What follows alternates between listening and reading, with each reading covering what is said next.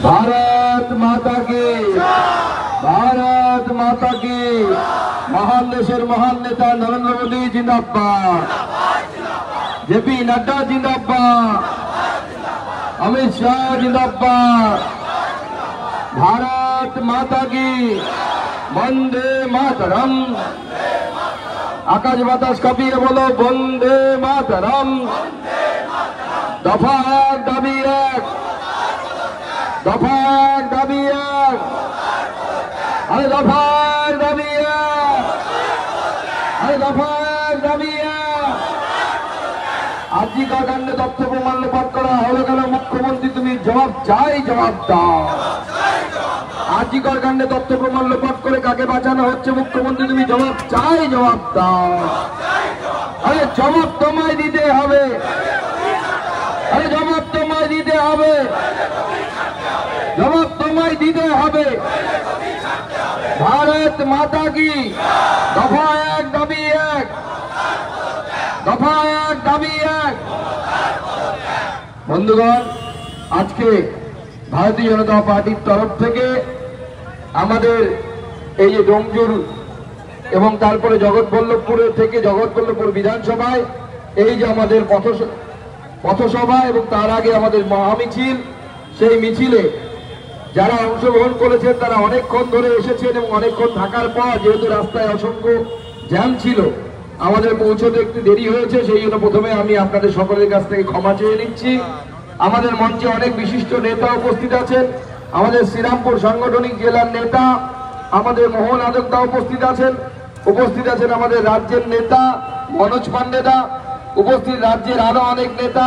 একদিকে আছে আমাদের সুশান্ত বেরা, নীলাঞ্জন দা, আমাদের বহু সিনিয়র লিডার।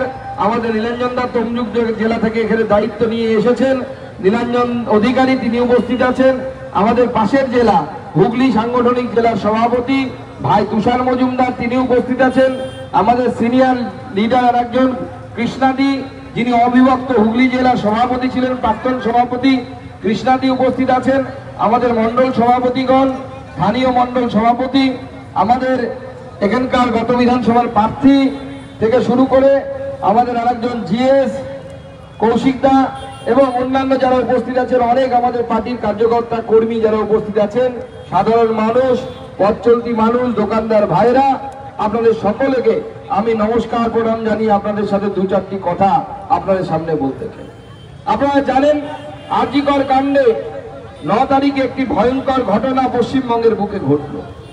আমরা কি দেখলাম? রাত্রিবেলা একটি মেয়ে 30-31 বছর বয়স, তিনি পোস্ট গ্রাজুয়েট করছিলেন, অর্থাৎ MBBS করার পর চেস্ট মেডিসিন অর্থাৎ বক্ষ বিশেষজ্ঞ আমরা যাকে বাংলায় বলি, তাতে তিনি পোস্ট গ্রাজুয়েট করছিলেন আরজিকর মেডিকেল কলেজ থেকে।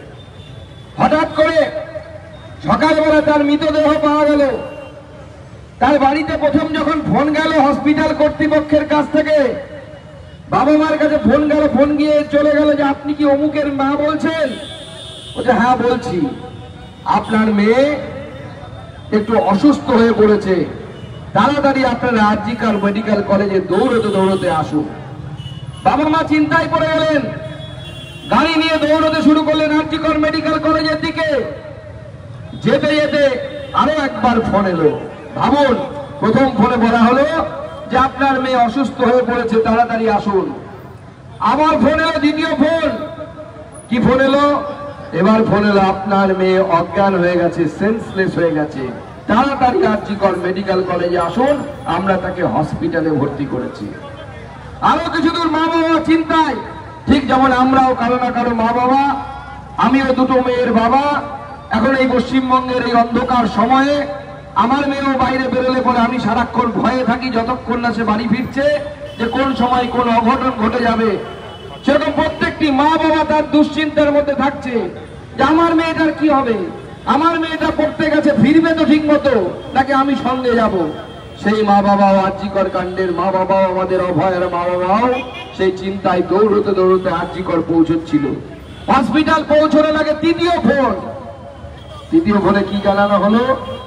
আপনার মেয়ে সুসাইড করেছে। একই ঘটনা, তার তিনবার ফোন, তিন রকমের ঘটনা। প্রথমে অসুস্থ, দ্বিতীয়বার সেন্সলেস, আর তৃতীয়বার বলা হলো যে কি না সে সুসাইড করেছে। মাননীয় মুখ্যমন্ত্রী, আপনি কাকে বাঁচানোর চেষ্টা করছেন? আমাদের একটা প্রশ্ন, কাকে রক্ষা করার চেষ্টা করছেন? সেটা যারা আন্দোলন শুরু করেছিলেন তারা হয়তো কিছুটা ভিতরে ঢুকে গেছেন। ভারতীয় জনতা পার্টি মনে করছে জাস্টিস এখন আমরা পাইনি, ন্যায় আমরা এখনো পাইনি। ন্যায় তখনই পাবো যখন মুখ্যমন্ত্রীর চেয়ার থেকে মমতা বন্দ্যোপাধ্যায়কে টেনে নামাতে পারবো, সেই সময় আমরা ন্যায় পাবো, তার আগে আমরা ন্যায় পাবো না। মাননীয় মুখ্যমন্ত্রী, আপনি বলছেন জনতা চাইলে আমি পদত্যাগ করতে রাজি আছি। আরে কাকে বোকা বানাচ্ছেন? আপনাকে যারা কাছ থেকে চেনে তারা জানে দেহত্যাগ না করলে আপনি পদত্যাগ করবেন না, কোনো চান্স নেই। আপনার ভাইপোও সেটা জানে, সেও তালে তালে ভাবছে যে পিসিটা সরে গেলে আমি চেয়ারে বসবো। সে ঘুরে বালি ভাইপো, পিসি তোমাকে চান্স দিচ্ছে না, পিসি দেহত্যাগ করলে তবেই পদত্যাগ করবে, তারপরে তুমি চান্স পেলেও পেতে পারো, তার আগে চান্স পাচ্ছ না। আমরা অবাক হয়ে দেখলাম, মাননীয় মুখ্যমন্ত্রীর বিরুদ্ধে আন্দোলন করছিলেন ডাক্তারবাবুরা। কি তাদের দাবি ছিল? 5 দফা দাবি ছিল, কিন্তু একটা দাবি তারা করছিলেন যে আমাদের জাস্টিস চাই, ন্যায় চাই। ন্যায় কাকে বলে? আমরা কি ন্যায় পেয়েছি? ডাক্তারবাবুরা দাবি করেছিলেন যে সিপি কে সরাতে হবে। সিপি মানে কলকাতা নগরপাল বিনীত গোয়েল। আমাদের ভাইরা বলছিল, বিনীত গোয়েল স্লোগান দিচ্ছিল, বিনীত গোয়েলের গালে গালে জুতো মারো তালে তালে। শুনতে খারাপ লাগছিল, তবুও কি পরিস্থিতি তৈরি হয়েছে ভাবুন। কলকাতার নগরপাল, যে কলকাতা পুলিশকে একসময় স্কটল্যান্ড ইয়ার্ড ইংল্যান্ডে তার সাথে তুলনা করা হতো, সেই সিপির কাছে গিয়ে ডাক্তারবাবুরা তার পদত্যাগের দাবি জানাচ্ছেন, মেরুদণ্ড উপহার দিচ্ছে, বলছে মেরুদণ্ডটা সোজা করুন। আর ডাক্তারবাবুরা যেদিন সিপির অফিসের সামনে বসেছিলেন, স্লোগান কি দিচ্ছিলেন জানেন? আপনারা শুনলে অবাক হয়ে যাবে। স্লোগান শুনলে ডাক্তারবাবুরা স্লোগান দিচ্ছিলেন, ভোর হলো দৌড় খোলো বিনীত গোয়েল ওঠরে, ভোর হলো দৌড় খোলো বিনীত গোয়েল ওঠরে, হাওয়াই চটি দাঁড়িয়ে আছে আস্তে করে চাটনে। ডাক্তারবাবুরা স্লোগান দিচ্ছিলেন। কলকাতার সিপিকে দেখে আমরা অবাক হয়ে যাচ্ছিলাম। মাননীয় মুখ্যমন্ত্রী, আপনার তো চাটার লোকের অভ্যেস কম নেই। আপনার জুতো চাটতে এমন হয়েছে, আমাদের জুতো রাস্তায় হাঁটলে মিছিল মিছিলে কালো হয়, দিদির হাওয়ায় যদি দেখবেন কালো কোনো সময় হয় না, সাদা ধবধবে থাকে। নেতা মন্ত্রী পুলিশ সবাই চাটছে, অনবরত চাটছে, চাটতে সাদা পরিষ্কার করে দিচ্ছে দিদির জুতোকে। মাননীয় মুখ্যমন্ত্রী, আজকে আমরা যে স্বাস্থ্য ডিপার্টমেন্ট, যে স্বাস্থ্য দপ্তর, যার উপরে আমার আপনার সবার, আপনার বাচ্চা মেয়েটির, যাকে নিয়ে হয়তো পুজোর বাজার করতে যাচ্ছেন, তার ভবিষ্যৎ নির্ভর করছে, সে বাঁচবে কিনা নির্ভর করছে। আজকে আনন্দবাজার পত্রিকায় আমি পড়ে অবাক হয়ে গেলাম। সাধারণ মানুষ, গরিব মানুষ ডেলিভারির জন্য যখন যাচ্ছে, তাদের বাচ্চা হওয়ার যখন যাচ্ছেন সরকারি হসপিটালে, সেখানে অক্সিটোসিন বলে একটি হরমোনের ইনজেকশন নিতে হয়।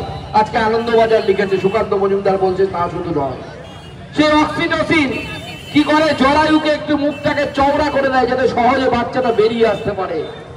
সেই অক্সিটোসিন ইনজেকশন দিলে ডাক্তারবাবুরা বিভিন্ন হসপিটালে দেখতে পাচ্ছেন যে অক্সিটোসিন, বিশেষ করে সিজারিয়ান বেবির ক্ষেত্রে অক্সিটোসিন দিলে পরে বাচ্চার সাথে বাচ্চা এবং বিশেষ করে মা মারা যাচ্ছে। ডাক্তারবাবুরা সাময়িকভাবে অনেককে সই করে চিঠি লিখলেন যে সরকারি হসপিটালে যে অক্সিটোসিন হরমোন যে ইনজেকশন আসছে, সেই ইনজেকশন ঠিক নেই, এতে ভেজাল আছে, ঠিক কাজ হচ্ছে না, ইনজেকশন দিলে মরে যাচ্ছে মায়েরা, বহু মৃত্যু ঘটেছে। তারা কোনো তার উত্তর পেলেন না। আপনার আমার স্বাস্থ্য, সেই স্বাস্থ্য নিয়ে ছেলে খেলা হচ্ছে। আপনার আমার ইনজেকশনের সিরিজ, আপনাকে ইনজেকশন করে দেওয়ার পর সেই সিরিজকে ডিসপোজেবল সিরিজ বলে ভেঙে ফেলে দেওয়া উচিত রাস্তায়। ডাক্তার সন্দীপ ঘোষের দৌলতে সেই ব্যবহার করা ইনজেকশন, ব্যবহার করা মাস্ক, ব্যবহার করা স্যালাইনের তার সব আবার ধুয়ে মুছে সার্ফের জলে পরিষ্কার করে নিয়ে আবার সরকারি হসপিটালে চলে আসছে। হয়তো এডস রোগীর গায়ে ঢোকানো হয়েছে সেই ইনজেকশন, আবার হয়তো আপনার পরিবারের কারো গায়ে সেই ইনজেকশন ঢুকিয়ে দেওয়া হবে, আপনি জানতেও পারবেন না অজ্ঞাত সারে আপনার শরীরে কোন রোগ বাসা বাঁধতে চলেছে। তখন কি দিদির দেয়া লক্ষ্মীর ভান্ডার দিয়ে ট্রিটমেন্ট করলে বাঁচবেন? একবার ভাবুন তো, তখন দিদির দেয়া লক্ষ্মীর ভান্ডার কি আপনার জীবনটা বাঁচাতে পারবে? মাননীয় মুখ্যমন্ত্রী যে লক্ষ্মীর ভান্ডার দিচ্ছেন ১,১২০০ টাকা, সেই লক্ষ্মীর ভান্ডার দিয়ে তৃণমূলের নেতারা মনে করছে যে আপনার আমার মেয়েদের ধর্ষণ করার অধিকার আছে, ওদের আঁচল ধরে টানার অধিকার আছে। তাই মাননীয় মুখ্যমন্ত্রী ধর্ষণ হলে বলেন দুষ্টোট্ট ঘটনা, দুষ্টু ছেলেরা করেছে। শুধু প্রথম দিন থেকে আপনি এই কাজ করে যাচ্ছেন। যখন ২০১১ সালে আপনি ক্ষমতায় এলেন, আপনার ক্ষমতায় আসার পরই পার্ক স্ট্রিট কাণ্ড ঘটলো। যে মহিলা ধর্ষিতা হলেন, আপনার দলের লোকেরা বললেন যে এই মহিলা এবং তার কাস্টমারের মধ্যে এই গন্ডগোল এবং তার ফলে এই ধরনের ঘটনা ঘটেছে, ধর্ষণের কোনো ঘটনা ঘটেনি। ছেড়ে দিন, হাঁসখালি, দক্ষিণ ২৪ পরগনা, উত্তরবঙ্গ, কোথায় বাদ দেব? কুচবিহার থেকে কার্তিক একটি জেলা নেই যেখানে ধর্ষণ এবং মার্ডারের ঘটনা ঘটছে না। একের পর এক ধর্ষণ মার্ডারের ঘটনা ঘটছে। মাননীয় মুখ্যমন্ত্রী, আপনি তো মহিলাদেরকে আমরা মনে করি যে তাদের মধ্যে সেন্সিটিভনেস একটু বেশি থাকে, সহমর্মিতা, সহানুভূতি একটু বেশি থাকে। আপনাকে তো সেই জন্য পশ্চিমবঙ্গের মানুষ আপনাকে আশীর্বাদ করেছিল। কিন্তু আমরা কি দেখলাম?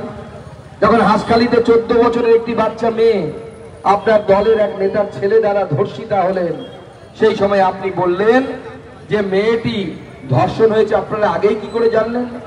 মেয়েটি প্রেগনেন্ট ছিল, মেয়েটির চরিত্র খারাপ ছিল, ছেলেটির সাথে প্রেম ছিল। মাননীয় মুখ্যমন্ত্রী, আপনি 14 বছরের একটি বাচ্চা মেয়ের চরিত্র নিয়ে যদি প্রশ্ন করতে পারেন, তাহলে মাননীয় মুখ্যমন্ত্রী আমরা বলতে পারি পশ্চিমবঙ্গের মুখ্যমন্ত্রী থাকার নৈতিক অধিকার আপনার নেই। আপনার পদত্যাগ করা উচিত। আপনার সেই নৈতিক অধিকারও নেই, সেই শিক্ষাগত যোগ্যতাও নেই। আপনি একের পর এক কাণ্ড করে রাজ্যটাকে অদ্ভুত রাজ্যে পরিণত করেছেন। যেই বন্যার একটু জল ঢুকলো, আমাদের বহু অংশের মানুষ বন্যা প্লাবিত হলেন, মাননীয় মুখ্যমন্ত্রী সঙ্গে সঙ্গে বন্যার জন্য লাফিয়ে পড়লেন। আমি গেছিলাম তমলুক লোকসভার পশ্চিম পাঁশকুড়াতে, আমাকে রাস্তায় গাড়ি আটকে দিয়েছিল। গ্রামের মহিলারা অপেক্ষা করছে, ভেবেছে আমি তৃণমূলের নেতা, প্রথমে বুঝতে পারিনি। নামার পর আমাকে বলছে হাতে চালা কাঠ নিয়ে, দিদি কোথায়? বড় বড় ডায়লগ মারে, দিদি কোথায়? দিদিকে নিয়ে আসুন, আমরা চালা কাঠ দিয়ে সোজা বানাবো। মাননীয় মুখ্যমন্ত্রী তমলুকে গিয়ে পালিয়ে চলে এসছেন মানুষের ভয়ে, ঘাটালে গিয়ে পালিয়ে চলে এসছেন। কালকে আবার শুনলাম নতুন কোন জায়গায় যাবে। ডিবিসির সাথে গন্ডগোল শুরু করেছেন। দুজন অফিসারকে, তার চিফ সেক্রেটারিকে বললেন ডিবিসির কমিটি থেকে রেজিগনেশন দেওয়ার জন্য, ইস্তফাপত্র দেওয়ার জন্য। চিফ ইঞ্জিনিয়ারকে বললেন ডিবিসির কমিটি থেকে, যে ডিবিসি দামোদর ভ্যালি কর্পোরেশন থেকে, রেজিগনেশন দেওয়ার জন্য। মুখ্যমন্ত্রী, আপনি তো এতদিন বলছিলেন যে জল ছাড়া হয়, ডিবিসি জানায় না আমাদেরকে, এখন কেন অন্য কথা বলছেন? তার কারণ হচ্ছে আপনার ডিবিসির কমিটিতে আপনার লোক, আপনার চিফ সেক্রেটারি, আপনার ইঞ্জিনিয়ার, চিফ ইঞ্জিনিয়ার, তারা আপনার সেই কমিটির সদস্য, যে কমিটি ঠিক করে কতখানি জল ঢালা হবে, কতখানি জল ছাড়া হবে, কতখানি জলকে রোখা হবে। তাহলে আপনি এখন ইস্তফা দিতে বললেন কেন? তাহলে এতদিন মিথ্যে কথা বলেছিলেন আপনি যে আমাদেরকে না জানিয়ে জল ছাড়া হয়েছিল। হয় এটা ঠিক, না হয় অন্যটা ঠিক। দুটো তো ঠিক হতে পারে না একসাথে, যে আপনার ইঞ্জিনিয়ার যদি ওই কমিটির সদস্য থাকে আর আপনি বলছেন আপনি জানেন না যে এই কথা হয়ে গেছে, এই জল ছাড়ার কথা হয়ে গেছে, আর তাদেরকে আপনি ইস্তফা দিতে বলছেন। মাননীয় মুখ্যমন্ত্রী, এতজনের ইস্তফা দেওয়ার দরকার নেই, আপনি ইস্তফা দিয়ে দিন, সব সমস্যার সমাধান হয়ে যাবে। আপনি হচ্ছে সমস্ত সমস্যার মূলে। মাননীয় মুখ্যমন্ত্রী, আপনি ছাত্রদেরকে নিয়ে সম্মেলন করলেন, ভাইপোকে নিয়ে। আমরা অবাক হয়ে দেখলাম, সেখানে বলছেন, তার আগে এক জায়গায় বললেন আমি 10 লক্ষ টাকা তো দিতেই পারি, আবার পরে বলছেন যে না, নির্যাতিতার পরিবারকে আমি কোনো টাকা অফার করিনি। আপনার পুলিশ এক একবার এক এক কথা বলছেন। আপনার ইন্দিরা গঙ্গোপাধ্যায় ডিসি, তিনি বলছেন মেয়েটিকে চাদর দিয়ে ঢাকা ছিল, কখনো তার লাল রং ছিল লাল, কখনো বলছে সবুজ, কখনো বলছেন নীল। এক রাতের মধ্যে এতবার চাদর মধ্যে গেল দিদিমণি? আরে এটা চাদর না রেলের সিগন্যাল? মিনিটে মিনিটে লাল নীল হলুদ হচ্ছে, সেটা আগে ঠিক করে বলুন। মাননীয় মুখ্যমন্ত্রী, আপনি বলছেন সিবিআই এর কাছে বিচার চাই। সিবিআই হোক, এফবিআই হোক, বিচারটা তো তথ্য প্রমাণের উপর করবে। আপনি যে তথ্য প্রমাণ সংরক্ষণ করেছিলেন, যে 5 দিন আপনার পশ্চিমবঙ্গ পুলিশ দায়িত্বে ছিল এই তদন্তের, সেই 5 দিনে আপনি কি করেছেন? সিবিআই সুপ্রিম কোর্টে বলেছে যে যে এলাকায় এই ঘটনা ঘটেছে, অর্থাৎ অকারেন্স অফ ক্রাইম, যেখানে খুন হয়েছে, ধর্ষণ হয়েছে, সেই জায়গায় মাত্র 1000 জনের ফুটপ্রিন্ট পাওয়া গেছে, মানে পদচিহ্ন পাওয়া গেছে। ঠিক যেভাবে গরু ছাগল মাঠে ঘুরে বেড়ায়, সেই রকম তৃণমূল নেতারা ওখানে গিয়ে ঘুরতে লেগেছে, বলছে যে যেমন মনে হয়েছে দেখে যে কোনো টুরিস্ট স্পট, একটা মেয়ের রেপ এবং মার্ডার হয়েছে, যেখানে তৃণমূলের ডাক্তার নেতারা, পুলিশ তারা গিয়ে মারিয়ে মারিয়ে ঘুরে বেরিয়েছে, যার তথ্য প্রমাণ সেখানে না থাকে। মাননীয় মুখ্যমন্ত্রী, তাই আমরা বুঝতে পারছি মানুষকে আপনি কেন উৎসবে সামিল হতে বলছেন। মানুষ এখন উৎসবে সামিল হবে না, দুর্গা পুজো করবে, বাঙালির সব থেকে বড় উৎসব, বাঙালির সব থেকে বড় পুজো বাঙালি করবে, কিন্তু মানুষ উৎসব করবে সেই দিন যেদিন মমতা বন্দ্যোপাধ্যায়কে হয় আপনি নিজে চেয়ার ছেড়ে দেবেন, না ভারতীয় জনতা পার্টি টেনে হিচড়ে চেয়ার থেকে নামিয়ে দেবে, সেই দিন মানুষ উৎসব পালন করবে। সেই দিন আসছে। মাননীয় মুখ্যমন্ত্রী, আপনি হয়তো ভাবতে পারেননি কোন বাংলার মানুষ আপনার জন্য চালা কাঠ নিয়ে অপেক্ষা করবে। মাননীয় মুখ্যমন্ত্রী, আপনি ভাবতে পারেননি কোন আপনাকে বাংলার মানুষ মিথ্যেবাদী বলবে। মাননীয় মুখ্যমন্ত্রী, আপনি ভাবতে পারেননি বাংলার মানুষ বলবেন উই ওয়ান্ট জাস্টিস, বাংলার মানুষ বলবেন দফা এক দাবি এক মমতার, দফা এক দাবি এক, দফা এক দাবি এক। মাননীয় মুখ্যমন্ত্রী ঘাবড়ে গেছিলেন, ভাবছিলেন যে বাংলার মানুষ আমার পদত্যাগ চাইছে। উনি ভাবলেন কেন্দ্র সরকার বুঝি 356 করে দেবে, লাফাতে শুরু করলেন। কি বললেন? বললেন আমাকে অশান্ত করার চেষ্টা করছে, বাংলা অশান্ত করে দিচ্ছে, আমি আসাম অশান্ত করে দেবো, আমি ঝাড়খণ্ড অশান্ত করে দেবো। আমি আসামে গেছিলাম দুদিন আগে, আমার সরকারি প্রোগ্রাম ছিল, সেখানে বলছে আমি মুখ্যমন্ত্রী হেমন্ত দার সাথে কথা হয়েছিল, হেমন্ত বিশ্ব শর্মার সাথে। হেমন্ত দা বলেছেন আরে এত সাহস দিদি, আপনি আসামকে অশান্ত করবেন। মাননীয় মুখ্যমন্ত্রী, ওখানে আমাদের মুখ্যমন্ত্রী আছে, ওখানে অরুণোদয় প্রকল্প তৃতীয় ফেজ চলছে, 1250 টাকা করে দেওয়া হয়। আসাম ছোট্ট রাজ্য, মহিলাদেরকে দেওয়া হয়, বিজেপি শাসিত রাজ্য। আয়ুষ্মান ভারত পায় ওখানকার মানুষ। আমি গেছিলাম একটা ওয়ার্ডের মিটিং এ, 700 জন মহিলা বসে আছে, সে মিটিং করে এলাম সদস্যতা অভিযান নিয়ে। সেখানে মানুষ সুখে আছে, শান্তিতে আছে। আজকে লজ্জায় আমাদেরকে শুনতে হচ্ছে বাংলার বিখ্যাত ছেলে অভিজিৎ, যিনি হিন্দি সিনেমায় প্রচুর গান গেয়েছেন শাহরুখ খানের লিপসে, সেই অভিজিৎ বলছেন যে আমরা মুম্বাইতে আছি, বোম্বেতে আছি, খুব ভালো আছি, বাংলায় নেই, খুব ভালো আছি। এই বাংলা তো আমার আপনার সোনার বাংলা ছিল, আমার আপনার স্বপ্নের বাংলা ছিল, যে বাংলা রবীন্দ্রনাথ ঠাকুর, বিবেকানন্দ, কাজী নজরুল ইসলাম সবাই স্বপ্ন দেখেছিল যে সোনার বাংলা তৈরি হবে। মাননীয় মুখ্যমন্ত্রী, সেই বাংলাকে আপনি কোথায় পৌঁছে দিয়েছেন? আরে আপনারা তো খেলা হবে খেলা হবে গান চালাতেন, আমরা ভাবতাম একটা জায়গায় অন্তত পক্ষে সাকসেস হবে। এবার মুখ্যমন্ত্রীর বাংলা রেকর্ড করেছে, জানেন কি আপনারা? তৃণমূলের নেতারা খেলা হবে গান চালায়। আর এইবার প্রথমবার স্বাধীনতার পর ভারতবর্ষের অলিম্পিক টিমে, ভালো করে মন দিয়ে শুনুন, মুখ্যমন্ত্রীর এগিয়ে বাংলা মডেল, স্বাধীনতার পর প্রথমবার বাংলা থেকে অলিম্পিক টিমে একজনও খেলোয়াড় যেতে পারেনি। মুখ্যমন্ত্রীর লোকেরা খেলা হবে গান চালাচ্ছে। আরে গানটা না চালিয়ে খেল, কাজে দেবে, খেল তাহলে খেলতে পারবি। আর খেলা হবে গান চালায় আবার, আর যখন সিবিআই ইডি ডাকে তখন আবার চিৎকার করে খেলবো না, খেলতে ডাকলে তখন আবার খেলবে না। তাই বলছি বন্ধুগণ, এই সরকার কারো নয়, এই সরকার শুধুমাত্র মানুষকে বোকা বানানোর সরকার। চাকরি নেই, মানুষের হাতে কোনো কর্মসংস্থান নেই। আপনি ভাবলে অবাক হয়ে যাবেন, এই মুহূর্তে আমার স্ত্রী চিকিৎসার জন্য বেঙ্গালুরুতে আছে। যে এমআরআই করছে সে বাঙালি, যে ফিজিওথেরাপি করছে সে বাঙালি, যে হোটেলে খাবার দিচ্ছে সে বাঙালি, হোটেলের ম্যানেজার সে বাঙালি। ছেড়ে দিন, কলা কিনতে গেছে রাস্তায়, কলা যে বিক্রি করছে সেও বাঙালি। বাংলা ছেড়ে হাজার হাজার যুবক তারা বাইরের রাজ্যে চলে যেতে বাধ্য হচ্ছে। চাকরি নেই, কর্মসংস্থান নেই। মুখ্যমন্ত্রীকে বললে মুখ্যমন্ত্রী সৌরভ গাঙ্গুলি শিল্পপতি বানিয়ে দিচ্ছে। সৌরভ গাঙ্গুলি বেহালার ছেলে, শিল্প করবে শালবনিতে আর সই করছে ফ্রান্সে। কি ভাবা যায় এরকম শিল্প? এত বড় শিল্প আমরা কেউ দেখিনি। এবার কিছুদিন আগে বিশ্বকর্মা গেল, পুজো গেল। বিশ্বকর্মা পুজোতে সাইকেলের দোকান হোক, শিল্প কারখানায় পুজো হয়। তো শালবনিতে সৌরভ গাঙ্গুলির শিল্প কারখানায় বিশ্বকর্মা পুজো হয়েছে। আপনারা নিমন্ত্রণ পেয়েছেন? মিডিয়ার বন্ধুরা টিভিতে দেখিয়েছে? পাইনি তো। মুখ্যমন্ত্রী শুধু ঢপ আর চপ, চপ ওনার শিল্প, ঢপ ওনার শিল্প। এই চপ আর ঢপ শিল্প নিয়ে মাননীয় মুখ্যমন্ত্রী বাংলার মানুষকে বোকা বানাচ্ছেন। কিন্তু বেশি দিন বোকা বানাতে পারবেন না মাননীয় মুখ্যমন্ত্রী। বাংলার মানুষ জেগে গেছে, মানুষ বাঙালি জেগে। বাঙালি দেখুন উৎসব করছে না, বাঙালি পুজো করছে, সেই আনন্দ নেই। আগে ব্যানারে ব্যানারে কার্টুনে কার্টুনে ছেয়ে যেত, এখন সবাই ফিল করছে আজকে তিলোত্তমার সাথে অভয়ের সাথে যে ঘটনা ঘটেছে কালকে আমার মেয়ের সাথে হতে পারে। তখন আমি উত্তর দিতে পারবো তো? তখন আমি একা কাঁদবো তো? আর যে যারা তৃণমূল কংগ্রেসের নেতা যারা লাফাচ্ছেন, দিদির পুজো 85,000 দিয়ে দিদি পুজো কিনে নিয়েছে, সামনে দিদির একটা ছবি, ফেয়ার অ্যান্ড লাভলি দেওয়া ছবি, একদম সামনে দিদি হাসছে, সেই ছবি লাগানো থাকবে, সবাই গিয়ে দিদিকে প্রণাম করবে। যাই যদি যাক প্রাণ হীরকের রানী ভগবান আমরা বলবো সবাই।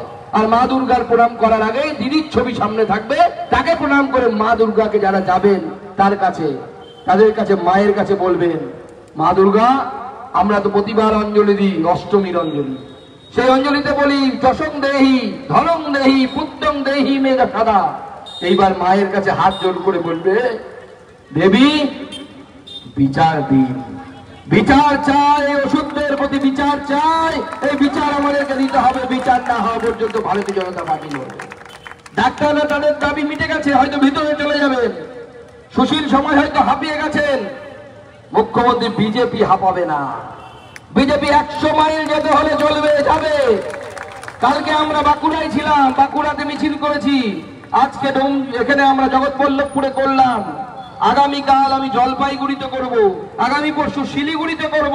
প্রত্যেকটি জেলায় যাব, মানুষের কাছে যাব, মায়েদের কাছে হাত জোর করে বলবো, আপনার মেয়ে আপনার সন্তানের যদি সুরক্ষা চান তাহলে এই অত্যাচারী শাসককে বিদায় দিন, নচেত আপনার ছেলে মেয়ের ভবিষ্যৎ ভালো হবে না, আপনার ছেলে মেয়ের ভবিষ্যৎ বিজেপিও রক্ষা করতে পারবে।